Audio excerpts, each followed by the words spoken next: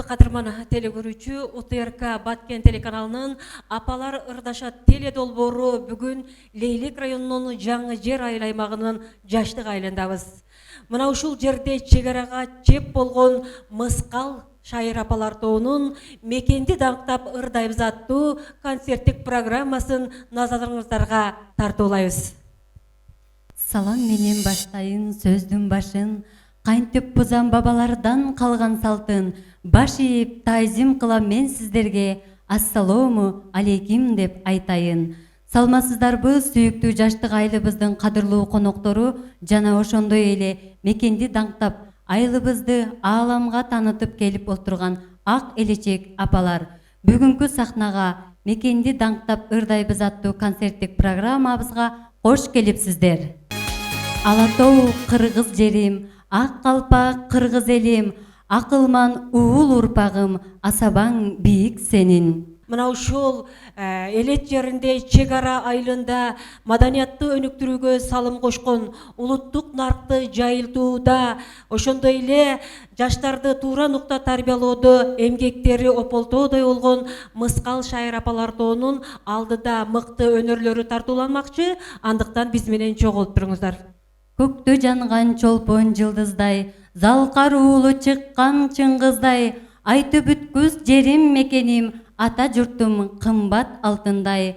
Айымдардан чыккан батырлар, мекенимде канча асыл бар, курман кылган уул жер үчүн, курманжандай чыккан батырлар. Кыргызстанды мекенди даңктаган Мыскал шайыр апалар тоонун тосуп алабыз.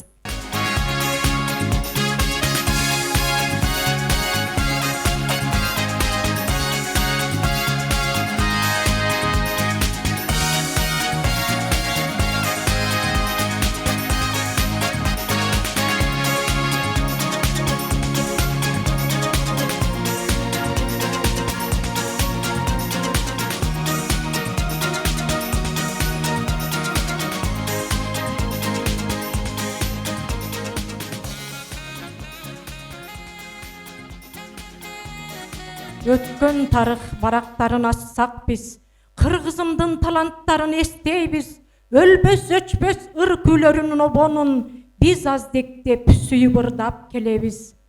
Кудайым берип ташкындаган таланты, созолонтуп нечен ырлар ырдады, кыргызымдын ырчы кызын талантын кимдер билбейт, Өмүркановамыз калды. Айкын ырдап турмуш жашоо сырларын, айкаштырып чертип комуз кылдарын, убагында бүткүл элим тыңшаган, үнү сонун чоң таланттын ырларын, ырдап бийлеп көңүлдөрдү ачалык, бул турмуштун кызыгына баталык, эл ырчысын, элдин кызын урматтап, топтун атын Мыскал деп атадык. Дайыма берип ак бата, насаатын айткан жаштарга, акылдуу апа Айниса Рахманбердиева. Жүрөктө обон ыр туйлайт, ырдабаса тура албайт, бул үндүү сүйкүмдүү ырчы апа Миновар Алымкулова. Агарып таңдын атканы, чайпалып сонун басканы, мүнөзү сылык жайдары, суйкайган сулуу апа Акбарова Зулайка эже. Зуулдатып уна айдаган, айтканынан кайтпаган, бардык ишти так кылган кайраттуу апа Зинат Баймурзаева. Шаңкылдап шайыр күлгөнү, жаркылдаган мүнөзү, коңгуроодой үнү бар, аппак таза жүрөгү шайыр апа Ибадат Исмаилова. Жанында жүрсөң көңүлүң ачкан, дайыма жакшы сөз айткан, сөзгө чечен Мавлюда Умурзакова апа.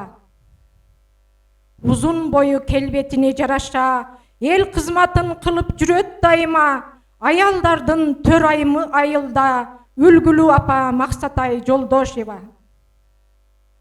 Турмушта абдан да сыккан, активистка атыккан Шамдагай апа Галбүбү Расулова. Жүрөгү таза, пейли кең, акыл айтып берет тем аракетчил апа Айназ эже.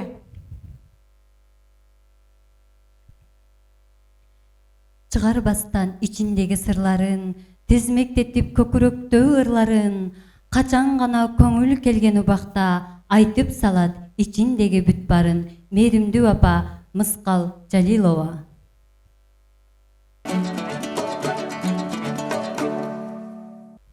Назарыңыздарда Мыскал шайыр апалары тобунан ыр-десте тартууланат, кабыл алып коюңуздар. Уюң күлкү шаттык басканым, көрчү турмуш кула чачкамын.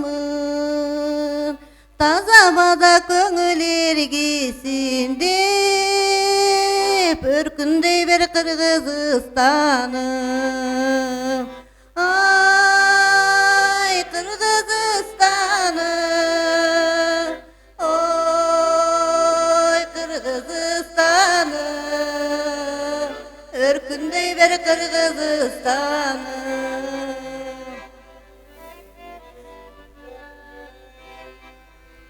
Жумшак бик аскасы, көрчү турмуш кула чачкамын. Таза бада көңүл эргисиндеп, өркүндөй бер Кыргызстаным.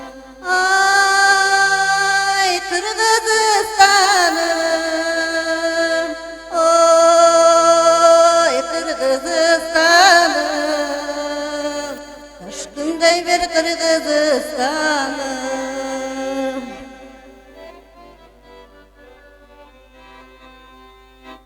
Оюң күлкү шаттык басканым, көрчү турмуш кула чачкамын. Таза бада көңүл эргисиндеп, өркүндөй бер Кыргызстаным.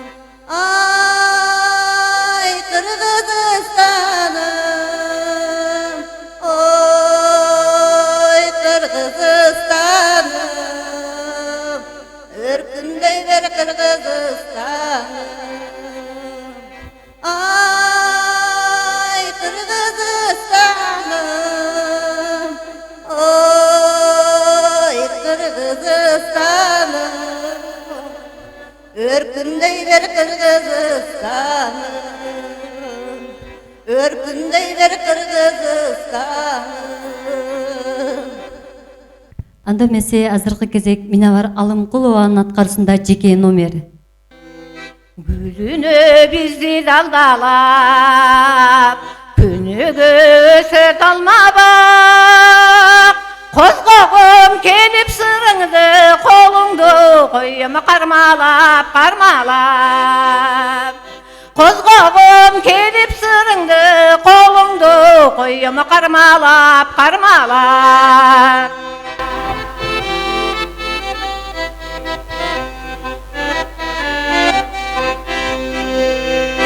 Süzülü tiklep karasam, sürdönüp sözden adaşam. En ele açık can elim, emnüşün vinte baratam, baratam. En ele açık can elim, emnüşün vinte baratam, baratam.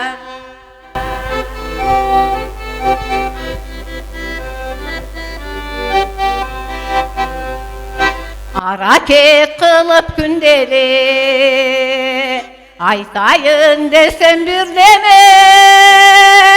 Ne gelir yürek saltanat, yürsek dayım bir gele, bir gele. Ne gelir yürek saltanat, yürsek dayım bir gele, bir gele.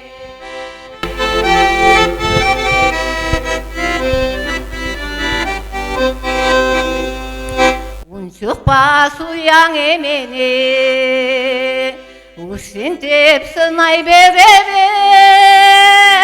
Usunca balım tatkızıp, uğusyu bir söz degemi, degemi. Usunca balım tatkızıp, uğusyu bir söz degemi, degemi. Usunca balını tatkızıp, uğusyu bir söz degemi.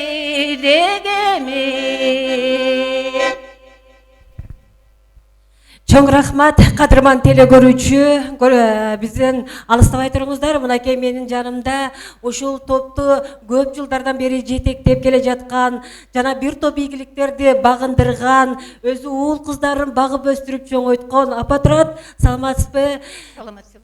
Ушул топ жөнүндө, топту түзүү идеясы кайдан келди эле, кандайча түптөп калдыңыз эле?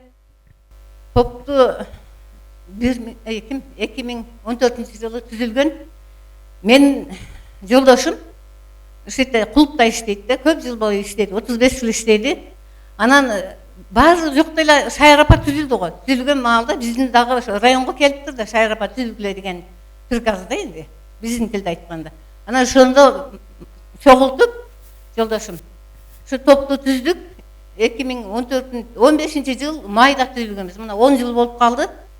10 жылдан бери Кудайга шүгүр, бир 5 жылдай, жок 4 жыл экен. 4 жыл жолдошум өзү жетектеп, өзү музыка менен, музыкант да, Гүлсараны бүткөн.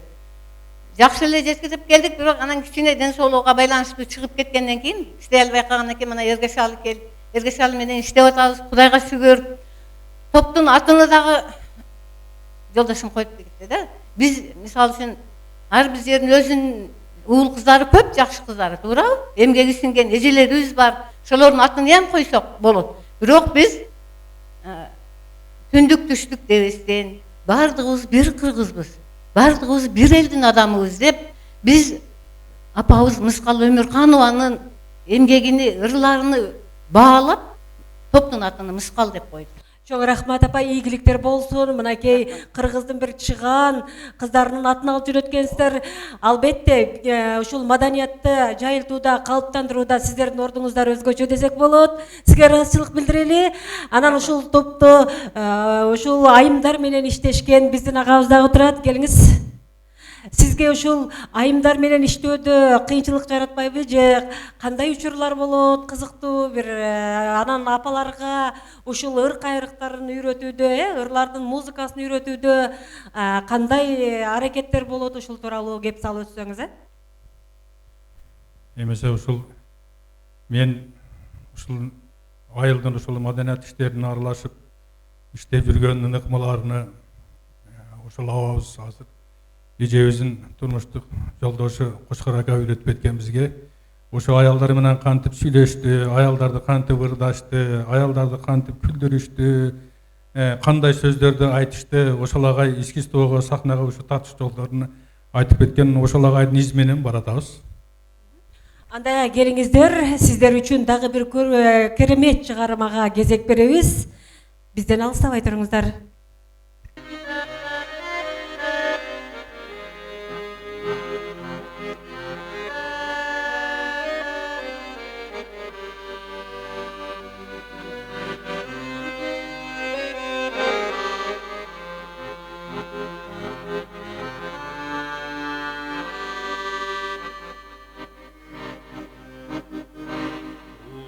Жерим асыл турағым, сезімімден өшкөзі чырағым. Симфония болсоң сенеге, нота болып саға турайым.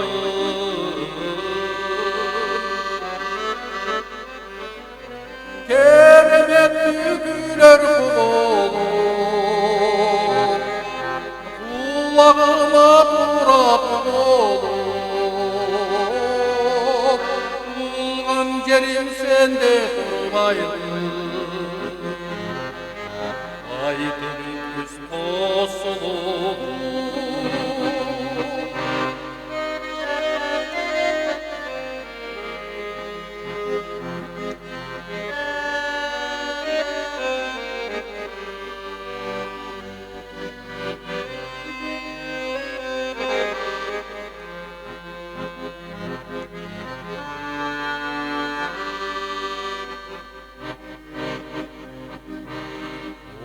салған тала жартып, қайрықтары меңдер қиялды. Дептер болсаң сансыз барақты, ис қалтырар мен бір сыянды.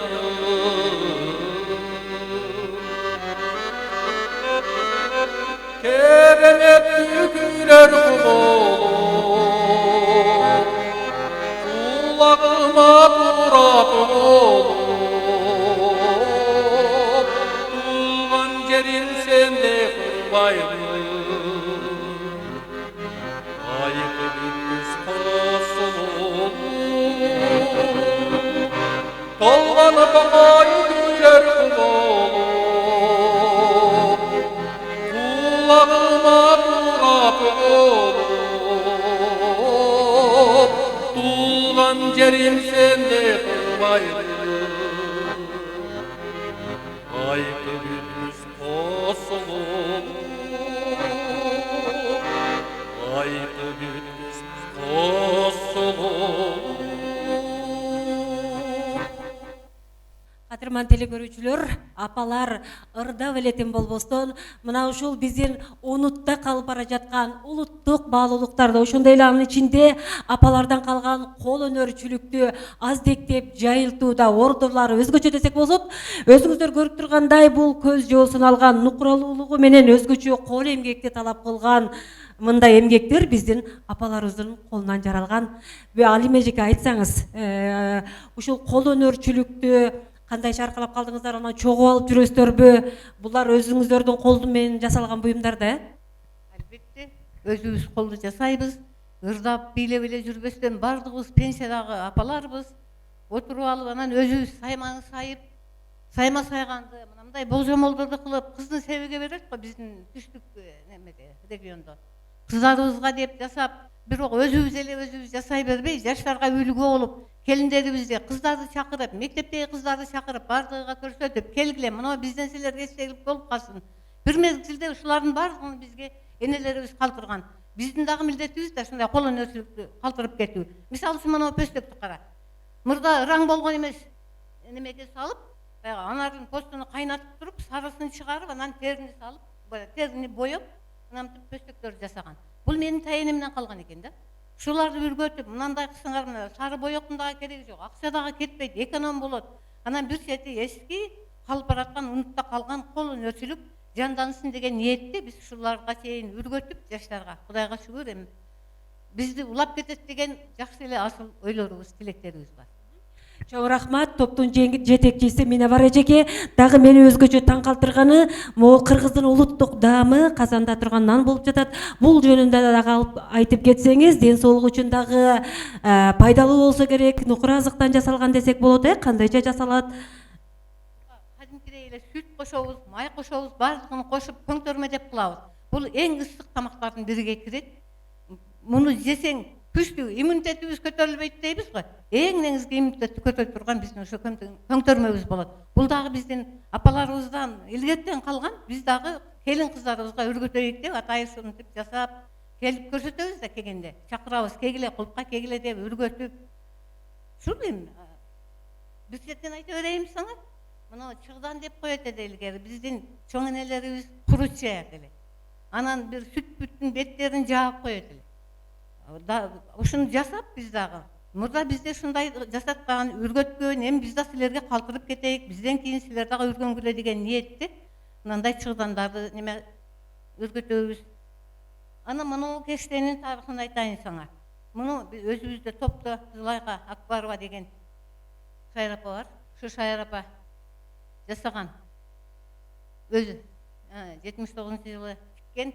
Эми турмуштар нерсе болот да, өйдө ылдый болот дегендей, бир кандайдыр бир өкүнүчтүү күндөр болуп калат экен. Ошондой маалда баягы өзүнүн ички сезимине мындай баланы эмзе турган неме менен өзүнүн ички туюмун түшүндүргөн да. Аны энди айтуунун деле кереги жок, туурабы? Бирок биздин энелерибиз көргүлө кандай чыгармачыл өзүнүн ички туюмун мына кешти аркылуу көрсөтүп атат. Муну 1873 жылкы кешти. Шуну калтырбай алып аздектеп жүргөн, мунун дагы автору ушу Зулайха алып жүрөт. көрсөтүп, албетте булар карагыла 1873 жылкы. Муну илгергинин муну немеси пуласы менен азыркынын пуласынын асман менен жердей айырмасы бар да. Чоң рахмат Минор апа, мына ушундай тарыхты аздектеген, тарыхтын мына ушундай кол өнөрчүлүгүн дагы сактап жүргөн апаларга даңк десек болот. Алдыда дагы апалардын кызыктуу эмгектери, кызыктуу өнөрлөрү болмокчу. Андыктан каналды которбой биз менен чогулуп туруңуздар.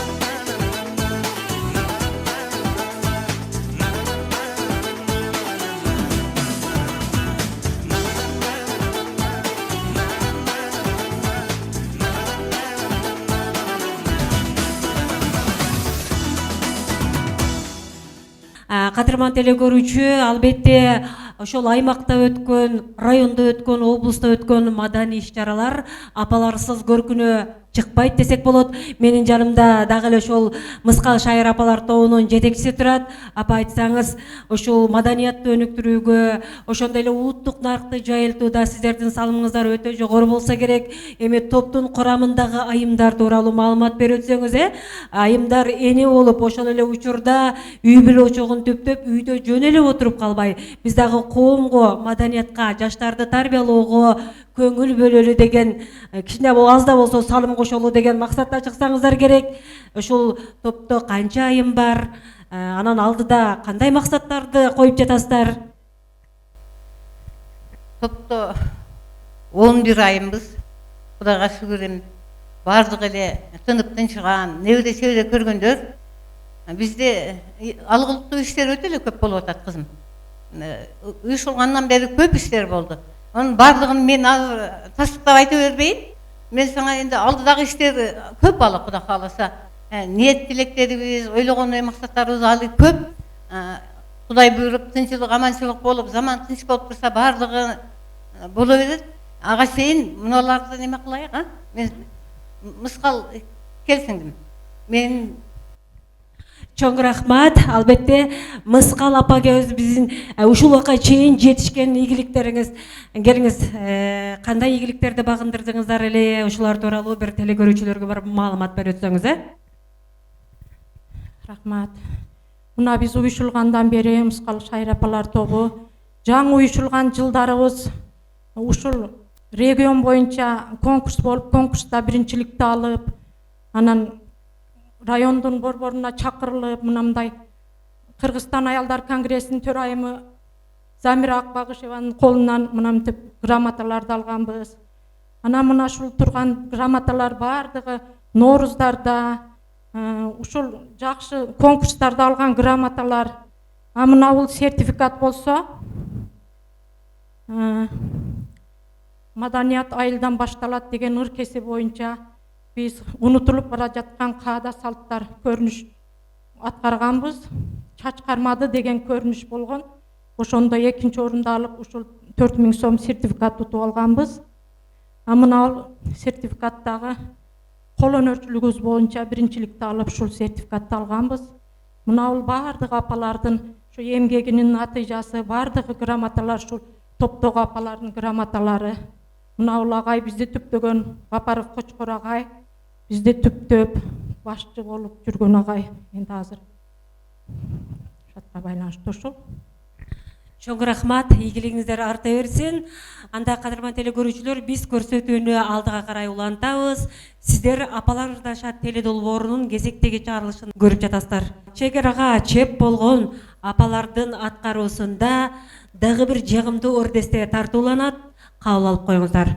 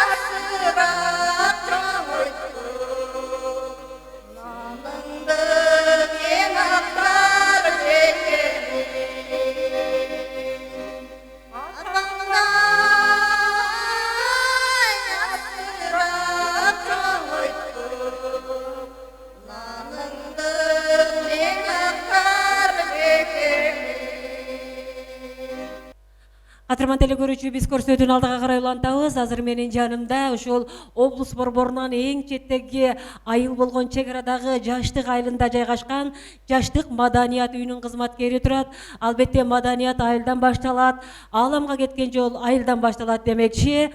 Айтсаңыз эми ошол маданият үйүндө сиздерге соңку жылдары өлкө башчысы тарабынан дагы жакшы көңүл буруулар, колдоолор болуп, маданият тармагы бир топ өнүгүп өсүүгө өрүш алды десек болот. Сиздердин маданият үйүндө түзүлгөн шарттар жана кандай ушул элеттин маданиятын көтөрүүдө кандай иштерди аткарып жатасыздар? Саламатсыздарбы? Биздин айыл өкмөттүн, Жаңы Жер айыл өкмөтүнүн өкмөттү, айыл өкмөтүнүн башчысы Медербек Мырзабековичтин демилгеси менен биздин жаштык айылдык маданият үйүнө мындай жаңы аппаратура алынды.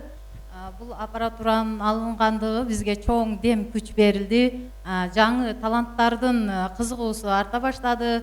Биз мына жетекчилер ушул жаштык маданият үйүндө иштеп жаткан кызматкерлерге дагы мындан аркы баягы жаңы идеялардын үстүндө иштеп жатабыз.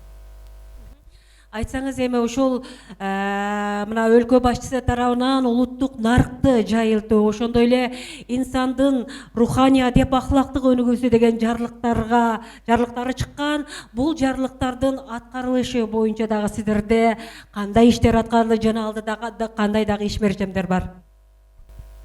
Бул боюнча биздин маданият айылдан башталат дегендей ушул башталып, биздин эмеде ошондой иш-чара өткөрүлүп, чачкармады унутулуп бараткан салттар боюнча чачкармады деген салтты аткарып, биздин Мыскал Шайыр апалар тобу 2-нчи орунду алып, 4000 сомдук сыйлыкка ээ болушту. Мындан алдыга дагы ушундай эскирип, унутулуп бараткан салттарды чыгарып, ошого аткарылган иш-чараларды ишке ашырабыз да, мындайча айтканда. Чоң рахмат, ыраазычылык билдирели, ишиңиздерде ийгиликтер боло берсин. Кадырман теле көрүүчү, биз кайрадан көрсөтүүнү алдыга карай улантабыз. Биз менен чогулуп туруңуздар. Анда эмесе келиңиздер, Мыскал Шайыр апалар тобунун аткаруусунда Жылкычы ыры менен Мыскал Шайыр апалар тобу, келиңиздер.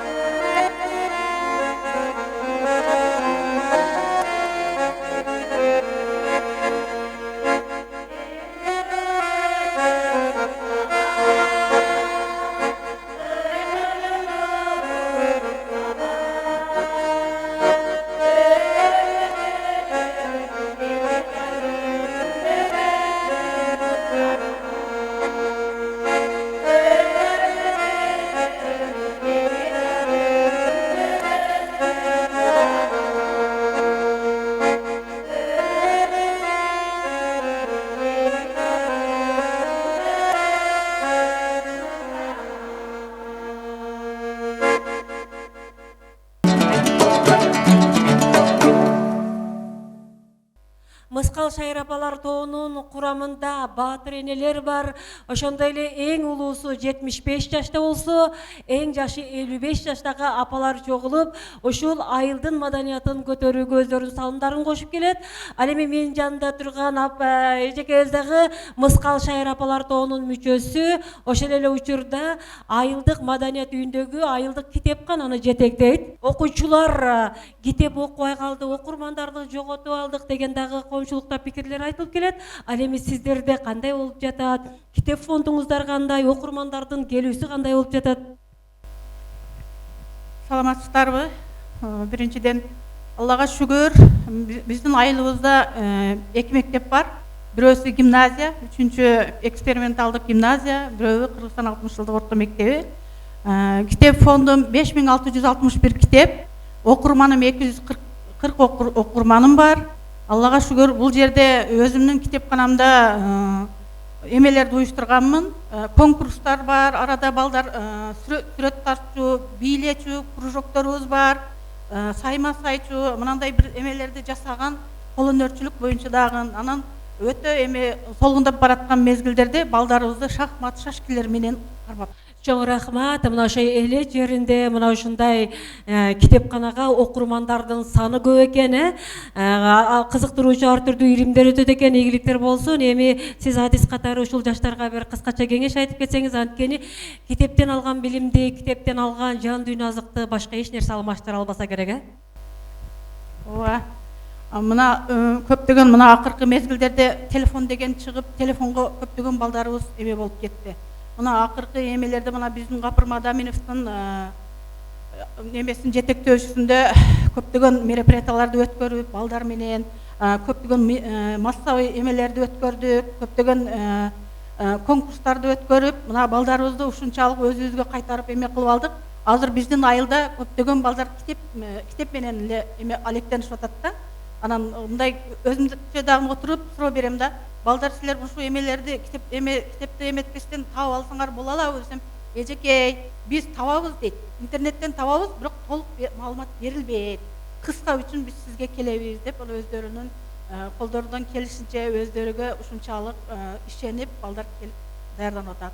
Азырда мына эртеден бери көрүп атасыңар, балдар келип даярданып, өздөрүнүн эмелерин бизди дагы эжекей тартып калсын деген максатта окурмандарым эртеден бери ушетте. Чоң рахмат, ийгиликтер боло берсин. Албетте китеп окуган муун көбөйө берсин, ийгиликтер болсун. Азыркы ырдестебиз сөзү Курбаналы Сабыров обону Мырзалы Жореевке козу багылан аттуу ыр менен.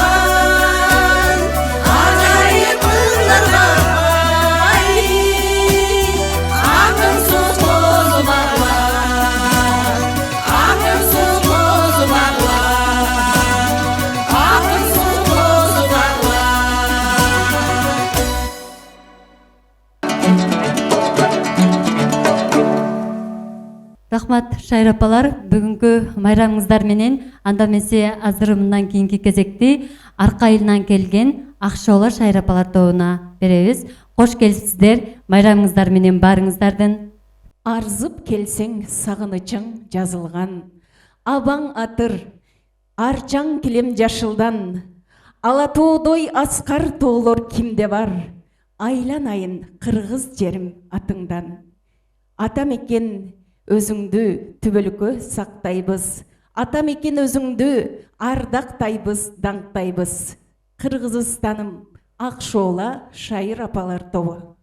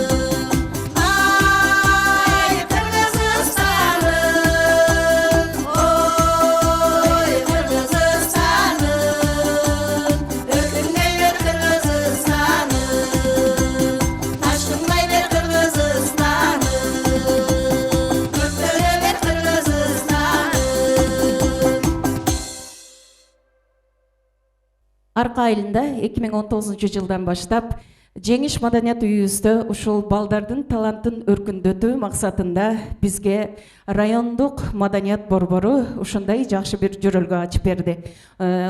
Биздин Жеңиш маданият үйүбүздө балдарды атайын кол өнөрчүлүккө жана ошол эл аспаптарын үйрөнсүн деп бизге комуз кружогун ачып берген. Ал эми биздин комуз кружогунан атайын бизге маданият тармагынан алынып келинген Каныбек кызы Нурайым эжекебиз эмгектенип жатат. Буга чейин эмгектери көптөгөн Баткен областына, кала берсе ушул райондук турларда катышып, өзүнүн кичинекей жаш таланттар менен чогуу жаш кыял ансамблин түптөгөнгө дагы жетишти. Ошол жаш кыял комузчулар ансамблинин көркөм жетекчиси Нурайым Каныбек кызы.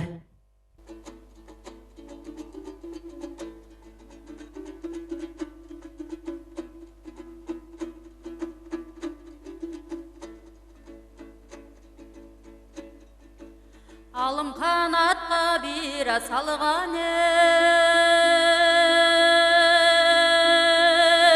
эдилдейсиң,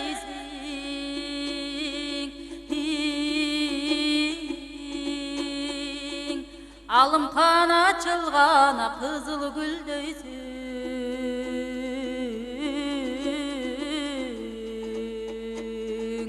бир күн ару бир күн соң azabın atarsam bilbeysin, bilbeysin. бетегелүү жайдарым, апейлеле жакшы жайдарым, көлө көлө майданым, эй, алымкан көнү бир жакшы жайдарым, жайдарым.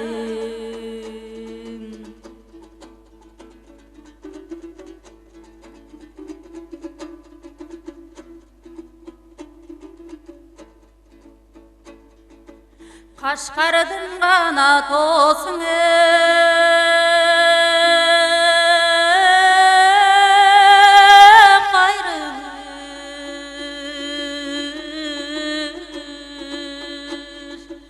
алымкан кайрылы баң учат улукуш,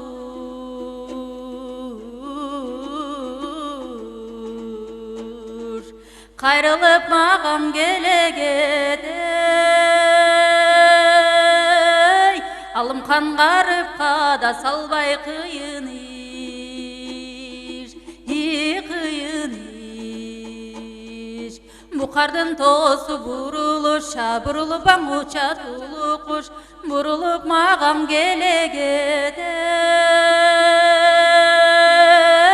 алымкан муңдуга да салбай кыйын иш, кыйын иш.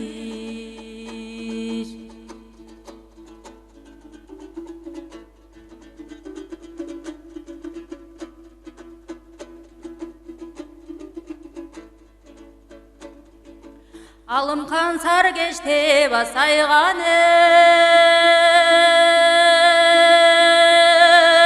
жолугуң,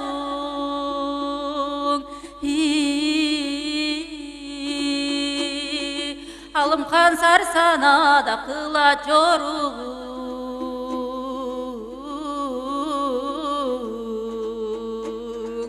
көгештеп сайган жолугуң, алымкан көп санада кылат жоругуң, жоругуң.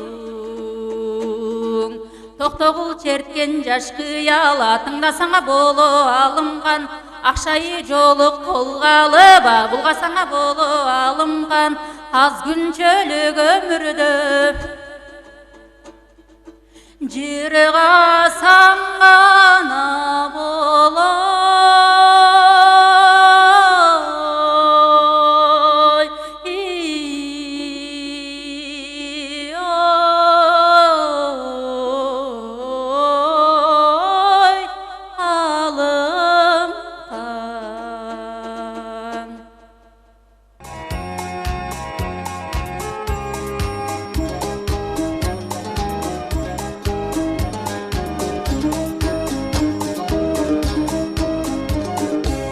Кыргызмын, кылыч бизде ойногон, кылымдардын улуу жегин бойлогон, өмүр өчүп кайра тирлик башталат, оттун алай кыйын кезең оңдогон. Мен кыргызмын, комузуна чертип сайраткан, жоргосуна токуп камдаткан, кыздар да кымыз соңдошуп, ай беш бармагын жайнаткан. Эй, мен кыргызмын, кыргызмын, барган тоосу калбаган, азаттык деп азаптуусун кармаган, кыз сайкалдар кыргын жолун торосо, ай жүрөктөр күн азыгын камдаган. Мен кыргызмын, бетегене оюн бербеген, берекеде куту эл менен, кыздардан азик чырайлууна пейли такенин көлгелен. Эй, мен кыргызмын,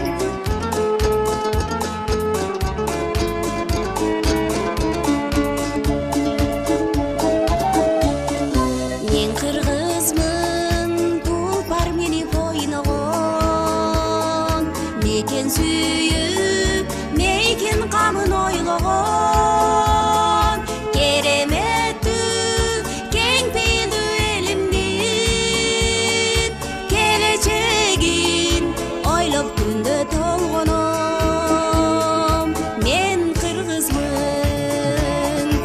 Жапырағы түрлі мал болсын, байлығыңа ашық бар болсын, қиырыңа өссін қырғызым, ай құдайым азаға жар болсын. Эй, мен қырғызмын, мен қырғызмын, дүниелі таныған, медер тұтқан, некелім бар таныма. Манастын ұрпақтары бар болсын, қағылайын қалың қырғыз қалқыман. Мен қырғызмын, қомызына чертіп сайратқан, жорғосына тоқып қамдатқан, қыздары да қымыз сұнушу, ай беш бармағында мың жайнатқан. Эй, мен қырғызмын,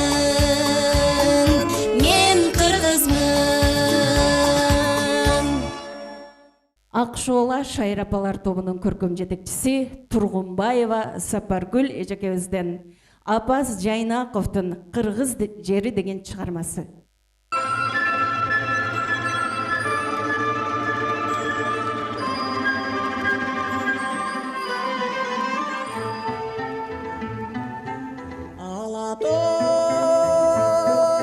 Ақалы бағын күйген кезде Асқасы көк асманға тиген кезде мен дағы жолға шығам таңды тосып құшақтап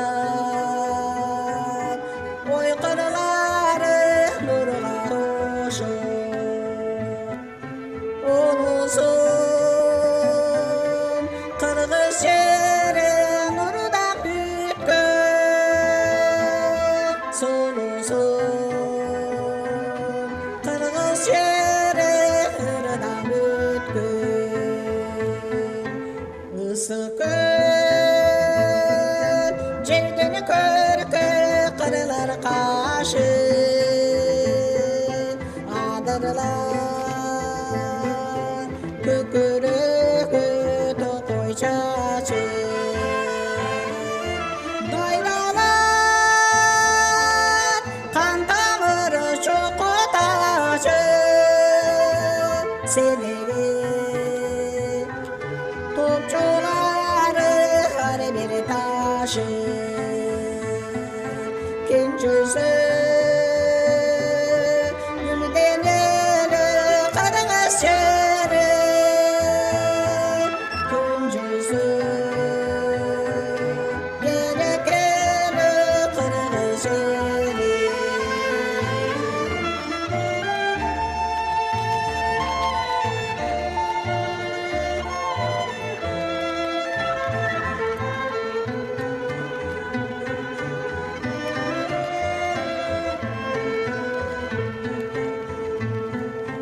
Жылдыздар көк бетіне көчкөн кезде жарық нұр жер жамағын өпкөн кезде күн серпіп толыр қойнын ашқан кезде дел жарқын таң күлкісін шашқан кезде көргілі көр қошылап қырғыз жері сезіліп атеңелік меріндері ұлысым қырғыз жері нұрдан бүйткен сұлусым қырғыз жері нұрдан бүйткен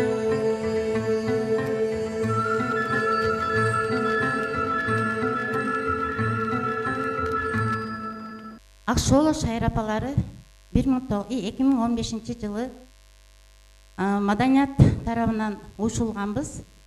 биздин ийгиликтерибиз 2017 жылы ыйман адеп жылына карата районубузга Лейлик райондук маданият үйүнө шайыр апалар тобу жыйылып, ар бир маданият үйүнө жоболор келген.